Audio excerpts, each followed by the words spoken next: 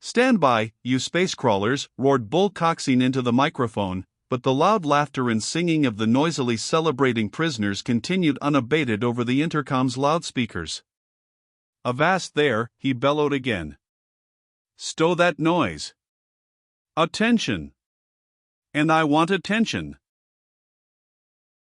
Standing on the control deck of his ship, Coxine waited as the men gradually quieted down. No longer wearing the white prison coverall, he was dressed in a black merchant spaceman's uniform, the snug-fitting jacket and trousers stretching tightly across his huge shoulders. He wore a black spaceman's cap, and two Paralo Ray pistol belts were crisscrossed over his hips. "Now listen to me," he roared again. "Let's get one thing straight. I'm the skipper of this ship, and the first man that thinks he's smarter than me, let him speak up." There was a long pause, and the big man added with an ominous whisper, "But I warn you, if one of you opens your mouth, you'll take a swim in space." There was an angry murmur among the prisoners that Coxine heard over the intercom. "Don't think I can't take care of you, the lot of you, one by one or all at once. I cut my milk teeth on mutiny. I know how to start one and I know how to finish one. I needed a crew, and that's the only reason you're here. Any spaceman that doesn't like the way I run things aboard this ship, better keep it to himself, or start swimming back to the prison asteroid." He paused. "Well, are you all with me?" There was a chorus of cheers on the intercom, and Coxine nodded grimly. "All right," he continued, "now that we understand each other, I'll get on with the business. Second in command to me will be Gus Wallace. Lieutenant Wallace." A roar of approval came over the loudspeaker. "Third in command, Luther Sims. Lieutenant Sims." There was another roar of approval as the prisoners recognized the names of the men who had liberated them from the asteroid. "Now, we'll handle this ship as if it were any other freighter. The following men will be in charge of departments." As Coxine read off the list of jobs and the men to handle them, there were yells of approval and disapproval for favorites and old enemies. When the list of names had been read, he turned away from the intercom and faced his lieutenants, Wallace and Sims. "Well, Skipper," boasted Wallace, "it looks like we're in business again." "Yeah," chimed in Sims. "In 3 hours we'll be on our own asteroid and we can start planning our first strike." Coxine's eyes narrowed into slits. "Get this, both of you," he snapped. "What I said to those crawlers down below goes for you too. I'm the boss of this outfit, and you don't even guess about what we're going to do until I say so."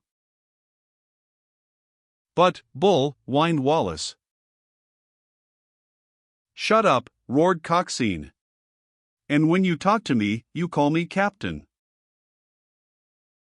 Wallace and Sims looked at each other. "Okay, Captain," muttered Sims. "Yes, sir," corrected Coxine. "Yes, sir," said Sims quickly. "That's better," growled the giant spaceman. "Don't get the idea that just because you were able to follow orders that it makes you smart. Because it doesn't. It took me 2.5 years to get the information collected onto these story spools and smuggle them out to you. Everything, from where to buy this spaceship to getting the light key out of the time capsule, was my idea. My brains." "Sure, Captain," said Wallace, "but we took the chances." "Yeah," sneered Coxine. "You took chances. The only chance you took was in not paying attention to what I told you to do. I gave it all to you. Where to hold up the first freighter passenger, what to take, how to mount the atomic blasters, what code to use in getting through the prison defenses. The whole works. And I did it while sitting on the toughest rock in the system. I smuggled it out right under the noses of those Solar Guard space crawlers. So forget about being smart, or you'll wind up with that scum below decks." "Yes, sir," said Wallace. "Now get me a course to the asteroid and make it quick.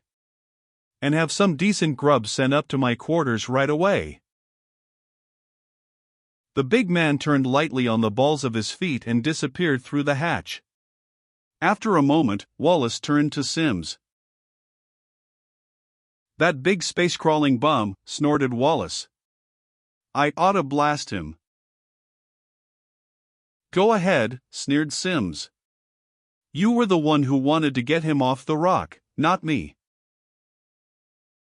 "Ah, shut up," snarled Wallace.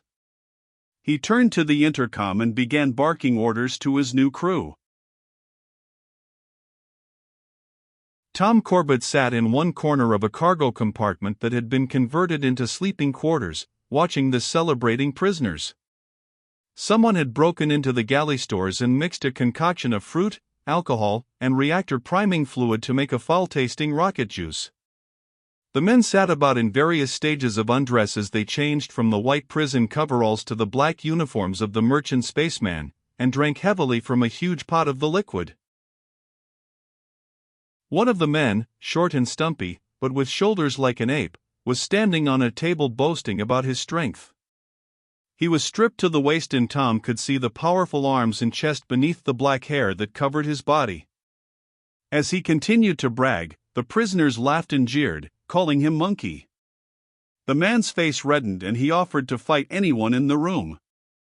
A short, thin man with a hawk nose sitting next to Tom yelled, "Monkey," and then darted behind a bunk. The man turned and looked angrily at Tom. "You there," the man on the table called, looking at Tom. "You call me Monkey?" Tom shook his head. Since the blast-off he had stayed away from the men as much as he could, certain that sooner or later someone would challenge him and discover he wasn't a prisoner.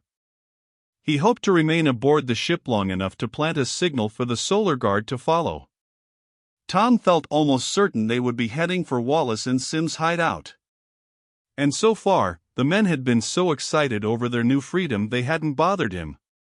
He had managed to sit quietly in the corner of the storage compartment and watch them. "I'm talking to you," shouted the hairy man, looking straight at Tom. "You called me Monkey and then lied about it. Maybe you're scared, eh?" He slipped off the table and advanced toward Tom. The young cadet tried to figure a way out of the threatening fight. He wasn't afraid of the man, but he didn't want to draw attention to himself. And one of the surest ways of letting Wallace and Sims know he was aboard ship was to get into a fight. He couldn't risk discovery. He had to signal the Solar Guard before he was caught. But how to get around the hairy, drunken criminal now standing over him? Tom looked up and saw that the man would not be put off. He would have to fight.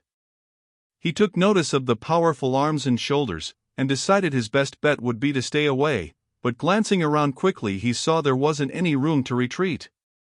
The other prisoners were crowding around, eager to watch the fight. Suddenly his opponent let out an animal-like roar and jumped to pin him down on the deck. The young cadet timed his move perfectly.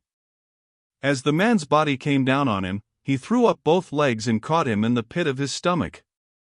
Tom could feel his feet sink deep into the man's midsection as he kicked out hard and sent him sprawling against the bulkhead. With a bellow of rage, the hairy man picked himself up and charged back at Tom, who was now on his feet, braced to meet him.